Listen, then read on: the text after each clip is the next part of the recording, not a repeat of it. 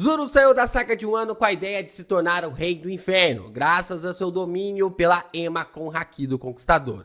Essa foi uma coisa bem interessante que o Oda colocou pra nós, né, na história de One Piece, sobre as características ali para o personagem, dele ser o rei do submundo e a representação realmente ali do grande Hades, né, da forma que todas as coisas, as características vão levando ali o Zoro cada vez mais em direção às profundidades da Terra, né, enquanto o Sanji, ele é a direção ali para o céu, o próprio Zoro é na direção contrária, em direção realmente ao fundo do poço da Terra para conseguir cada vez mais habilidades e poderes. Mas será que a Sendai Kitetsu e a Wado Ichimonji conseguirão acompanhar o ritmo da Ema até o final de One Piece? Ou podem ser dilaceradas pelo caminho do maior espadachim de todos os tempos e assim conseguir uma nova espada?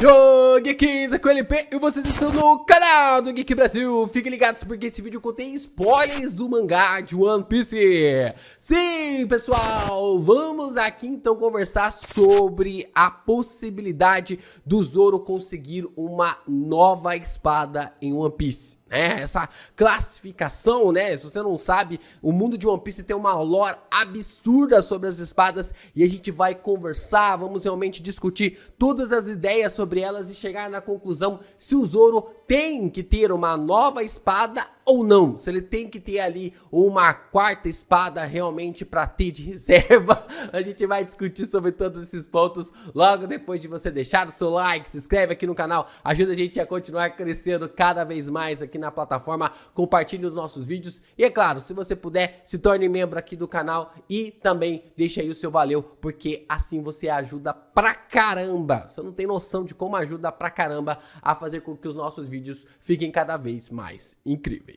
Por mais que não se pareça, as espadas em One Piece é um tema bem complexo na obra, e se bobear, daria um spin-off só sobre elas para explicar toda essa lore envolvendo o tema, né? É uma questão bem importante One Piece sobre as lâminas, as espadas, a forma como o Oda gosta muito desse estilo, né? Não só as espadas, mas também qualquer tipo de lâmina, né? Como alabardas, como lanças, ou coisas do tipo que aparecem na história e estão sendo replicadas ali através desses poderes e também dessas habilidades. E daria até mesmo para colocar um spin-off, né? Daria até mesmo para ter um spin-off, cara, eu assistiria fácil, eu leria fácil um spin-off de um ferreiro de One Piece para construir ali capítulos, mais ou menos de 4 a 8 capítulos para desde a sua concepção da espada ou coisa do tipo, e até mesmo essa replicação, o que é a ciência em volta de cada uma das armas. Isso é, claro, né, a ciência é uma característica que dá vida própria à lâmina, seja ali uma espada, uma alabarda ou uma lança ou coisa do tipo, como se ela pudesse aceitar ou recusar o seu portador. Lembra do teste que o Zoro faz, né, na qual ele joga a espada e aí a espada vai rodando, e aí ela passa pelo braço do personagem e cai no chão sem acertar ele, de uma forma que eu não sou atingido por essas coisas, eu não sou feito para ser atingido por maldições. Então, as lâminas, elas escolhem os seus portadores, né? Uma lâmina que escolhe o seu portador, ela não vai cortar o seu espadachim, né? Ela não vai trazer ali mal ao seu espadachim. Então, é mais ou menos essa classificação e essas crendices que os próprios espadachins, né? Os portadores de lâminas, eles têm essa classificação, essa característica muito importante para a gente ter só esse desenvolvimento em relação aos personagens. E com isso em mente, as lâminas que recebem o nome e chega a um grau de fama acabam recebendo ali o nome de Meito, né? Essa lâmina especial que acaba tendo essa classificação. E através de fiações por fiações, através ali de contextos de batalhas, coisas que elas puderam cortar durante o combate, elas são classificadas em 4 grupos. Nós temos então lá as tops, né, as badass da balada, as lâminas de grau supremo, né, onde a gente pode observar a Yoro do Mihawk, né, a Murakumo-Giri do próprio Barba Branca e a Ace do Roger, né? Essas três lâminas que estão realmente lá no topo da balada para ter realmente essa classificação extremamente importante. Depois nós temos as 21 lâminas de grande qualidade, né? Onde está a Wado Ishimonji e a Ema, que está sendo portada pelo Zoro, né? As duas espadas estão sendo portadas pelo Zoro atualmente. Nós também temos as 50 lâminas de grau hábil, que é a Yubashiri da Tashigi, e da forma como essa lâmina, ela tem ali um contexto bem interessante, né, dela ser uma pertencente a 50 lâminas, e como a Tashigi está desenvolvendo isso, né, e a gente vai trazer um ponto bem interessante mais pra frente desse vídeo, falando sobre o desenvolvimento das lâminas. E nós também temos uma lâmina de grau, apenas uma lâmina de grau, que é a Kitetsu do Zoro, né? A forma como essa lâmina ali do personagem tem essa característica e a forma como todas essas classificações são dadas para cada uma dessas espadas. Bom, e para se atingir uma boa afiação, as espadas precisam passar por várias lutas e cortar todo tipo de coisas, né? Seja ali uma montanha de gelo, ou seja ali o seu próprio oponente, seja ali uma terra, ou aplicar ali um grande corte, um meteoro, né? A gente já observou tudo isso acontecendo em One Piece, então as lâminas elas passam por todo tipo de teste, todo tipo de situação, e quando chegam em seu ápice, a lâmina chega em seu ponto chamado no One Piece de Kokuto, né? Que é aquilo que conhecemos como a lâmina negra, né? Esse é o pico ali da espada e a forma como ela pode chegar na sua habilidade e a sua maneira de construção.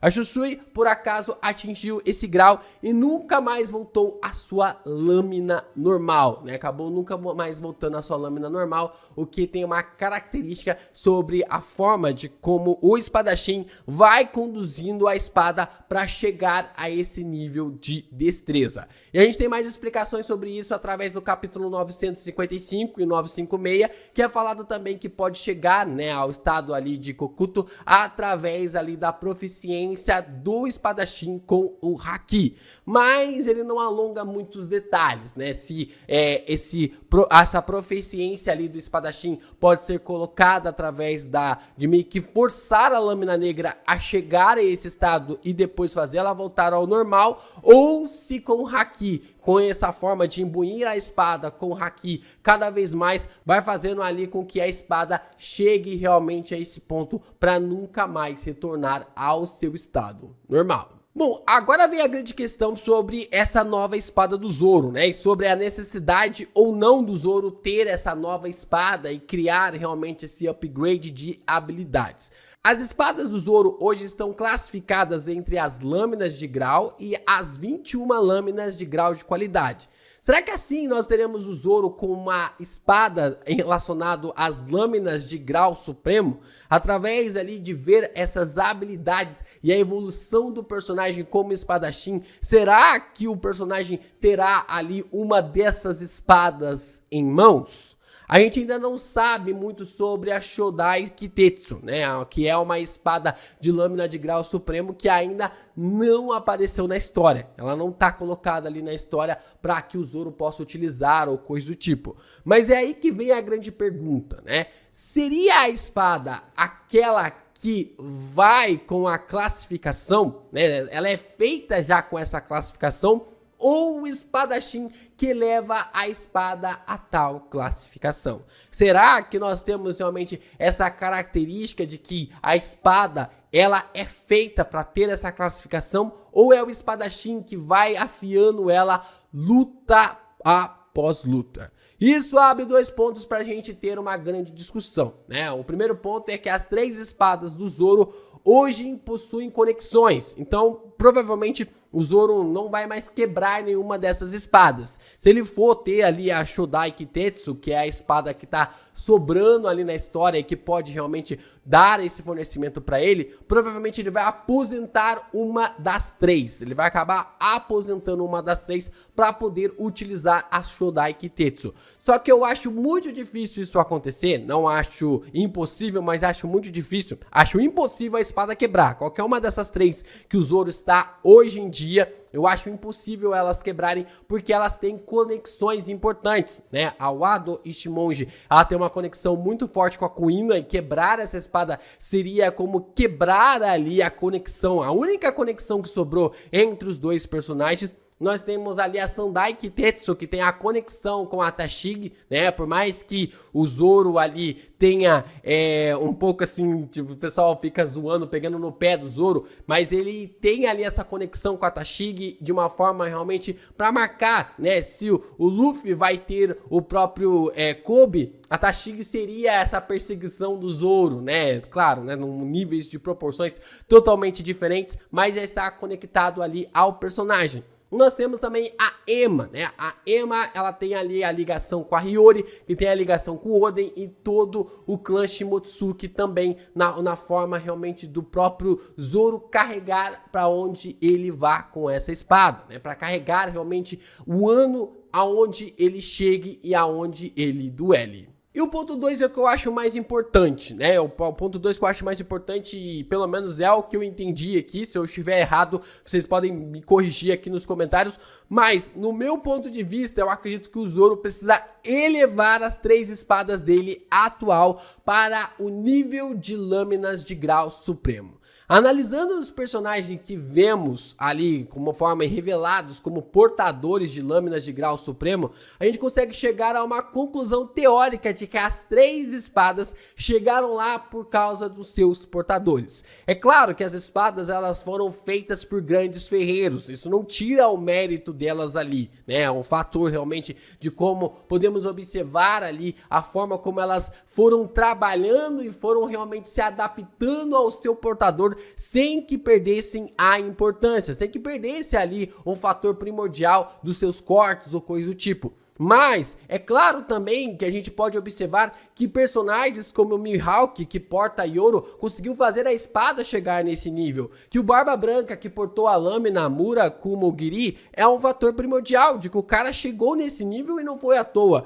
E o Roger portou a Ace e a gente já consegue ver, né? Já dá pra imaginar o ponto que essas espadas se tornaram nas mãos desses caras, né? As lâminas, elas foram colocadas em todos os testes possíveis e por isso chegaram nesse nível. O que realmente poderia fazer com que o Zoro se tornasse não só o maior espadachim do mundo, mas o maior espadachim de todos os tempos, é fazer com que ele chegasse e colocasse 3 espadas, 3 lâminas relacionados ali à classificação de lâminas de grau supremo, né? Até mesmo ali, por exemplo, a Sandai Kitetsu, ela lhe conecta com o nível de 50 lâminas de grau hábil. Pegar uma espada de lá atrás, né? De lá atrás e elevar ela a uma lâmina de grau supremo já demonstraria ali como o Zoro é um espadachim hábil e como ele se consagraria como espadachim, né? Como o maior espadachim de todos os tempos. Só lembrando também que a Ema foi empunhada ali por Kozuki Oden e o homem não conseguiu transformar nenhuma das suas 2 espadas em lâminas de grau supremo. E o Oden, antes do Mihawk, com certeza estava colocado ali como um dos maiores espadachins de todos os tempos. Mas o próprio Oden, a questão é que a força do Oden era realmente inacreditável e mesmo ele não conseguiu fazer as suas 2 espadas chegar como lâmina de grau supremo. E se o Zoro fazer isso, com certeza ele vai se tornar o maior espadachim de todos os tempos. Na minha ideia sobre o Zoro realmente sair ali de uma batalha contra o Mihawk e colocar as 3 lâminas como lâmina de grau supremo, pra mim, ó, já tá acabado. Já tá acabado, mostrando como o personagem é realmente ali uma pessoa diferenciada.